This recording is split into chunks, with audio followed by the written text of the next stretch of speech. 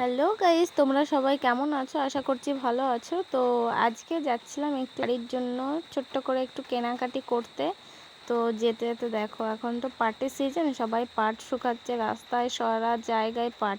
তো যেতে যেতে ঠাকুমা দুটোর সঙ্গে আমার ভালোই বন্ধুত্ব হয়ে গেছিলো, খুব সুন্দর কথা বলছিল। আমি গাড়িতেও বসেছি, বৃষ্টিও এসেছে। বৃষ্টি আমাকে এতই ভালোবাসে, কি বলবো, পেট ছাড়ে না, যেখানে যাই বৃষ্টি। বাড়ি থেকে বেরিয়েছি, বৃষ্টি শুরু হয়ে গেছে। দেখো, আমি আবার বৃষ্টির মধ্যে একটু হাতটা দিচ্ছিলাম, কারণ বৃষ্টি নিতে আমার খুবই ভালো লাগে, বৃষ্টির মধ্যে ভিজতে।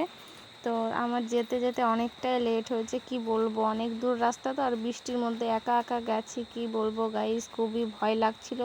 ফাঁকা মাঠের মধ্যে দিয়ে একা একা যাচ্ছি। তো দেখো কত সুন্দর মাঠের পরিবেশটা, পুরো সবুজ ঘাস দেখতেই পারছো, আর মাঠ ভরা হচ্ছে পাটকাঠি আর পাট দিয়ে ভর্তি। আমরা হচ্ছে গ্রাম অঞ্চলে থাকি, যার জন্য এরকম পরিবেশ দেখতে পাচ্ছ। গ্রাম অঞ্চলের পরিবেশ আমাদের খুবই ভালো লাগে। তোমাদের কার কার ভালো লাগে অবশ্যই কিন্তু আমাকে একটু কমেন্টে জানিও, হ্যাঁ।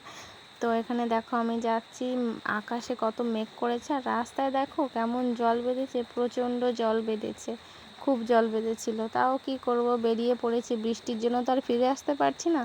আর প্রচণ্ড হাওয়া হচ্ছিল, গাড়িটাও খুবই হচ্ছিল, আমি ভয়ই পেয়ে গেছি। দেখো এত হাওয়া হচ্ছে, মনে হচ্ছে গাড়িটাই উড়ে চলে যাবে, কি বলবো, ঝড় শুরু হয়ে গেছিলো, বৃষ্টি।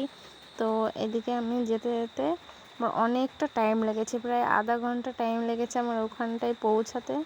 তো তাও দেখো এখানে কত হাওয়া হচ্ছে, দেখে বুঝতেই পারছো প্রচণ্ড হাওয়া হচ্ছে এখানে।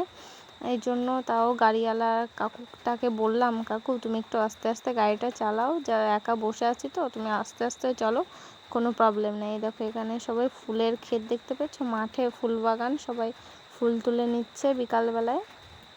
তো বিকাল টাইমটায় বাড়ি থেকে বেরিয়েছিলাম। তো গাইস আমি চলে এসেছি দোকানে, দেখতেই পারছো তোমরা, এই দেখো এটা হচ্ছে একটা ছোট্ট জামা কাপড়ের দোকান।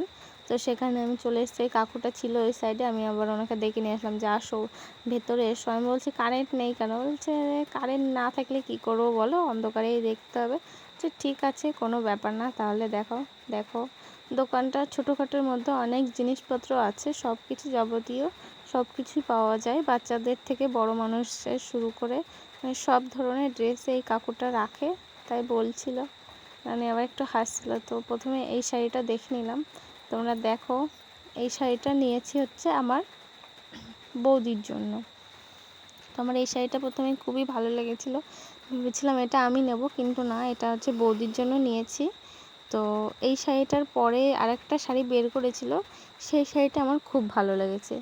গাইজ এই শাড়িটা তোমরা দেখো, একটু দেখে আমাকে জানিও যে এই শাড়িটা তোমাদের কেমন লেগেছে বা এর কালার কম্বিনেশান কেমন আছে, হ্যাঁ, আমাকে কমেন্টে অবশ্যই কিন্তু জানিও। তো দেখো আমি এখানে দেখছিলাম যে আমাকে কেমন লাগবে দেখতে, শাড়িটা গায়ে নিলে পরে দেখতেই পারছো আমাকে কেমন লাগছে, তোমরা অবশ্যই কিন্তু আমাকে কমেন্টে জানিও। আমার এই শাড়িটা খুব পছন্দ হয়েছে, যার জন্য আমি এই শাড়িটা এখানে নিয়ে নিলাম। দেখতে পাচ্ছ কালারটাও খুব দারুণ, আর ডিজাইনটাও ইউনিক। দেখো তোমরা, তোমাদের যদি পছন্দ হয় আমাকে কিন্তু অবশ্যই কমেন্টে জানিও। তাহলে ভেবেছি এই ড্রেসটা পুজোতে পরবো।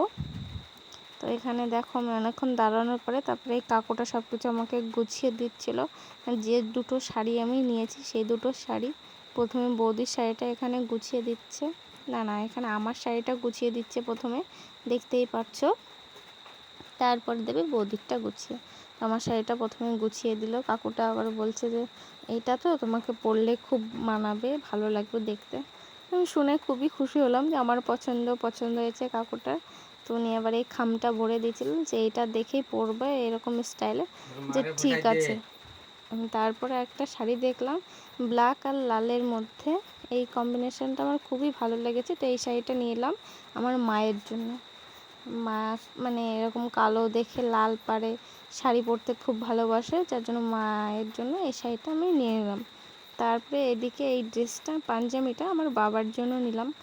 তো এটা আমার এই কালারটা খুব ভালো লেগেছে, তো এটা আমার বাবার জন্য নিয়ে নিলাম। তো বাড়ি আসার সময় এত বৃষ্টি হয়েছে, মানে সারা রাস্তায় তো জল, দেখতেই পারছো, জল কাদা, কি অবস্থা, প্রচণ্ড কাদা। আর আমাদের এদিকে রাস্তা দেখো ভাঙাচোরা, আরও কেমন কাদা হয়েছে, দেখো কি কাদা। আর এই স্কুল মাঠটা দেখতে পাচ্ছ, এটা হচ্ছে খেলার জায়গা। তারপরে দিয়ে দিলাম কাকুটাকে টাকা।